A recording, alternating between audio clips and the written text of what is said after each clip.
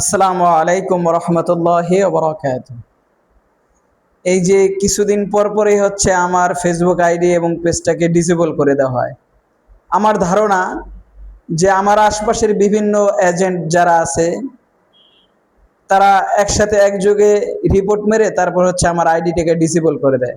আসলে ভাই আপনাদের ক্ষতিটা কোথায় আমি করেছি? বিভিন্ন ক্লায়েন্ট, বিভিন্ন বিদেশগামী যাত্রীদের তাদের অভিযোগ, ভাই টাকা পয়সা দিয়া এখনো টাকা উঠাইতে পারি না, 2 বছর 4 বছর ঘুরতেছি, বিদেশ যাইতে পারি না, সময় লস, টাকা লস।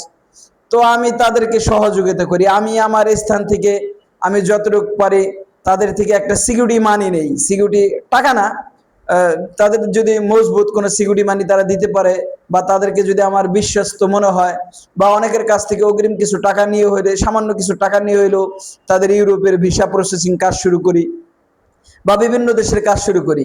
তো ভাই আপনাদের তো আমি কোনো ক্ষতি করতেছি না। আপনারা হচ্ছে একসাথে একজোটে প্রতি মাসে মাসে আমার একটা পেজ ওঠা ধরলেই আপনারা পেজটাকে রিপোর্ট মেরে তারপর হচ্ছে পেজটাকে নষ্ট করে দেন।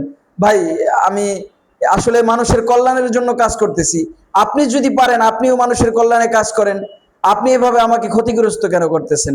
হ্যাঁ, আসলে আপনারা এই যে ক্ষতিগ্রস্ত করেন, মানে নিজে তো মানুষের উপকার করবেনই না, আরেকজন যদি কারো উপকার করে তারাও করতে দিবেন না, এই হচ্ছে আপনাদের কথা।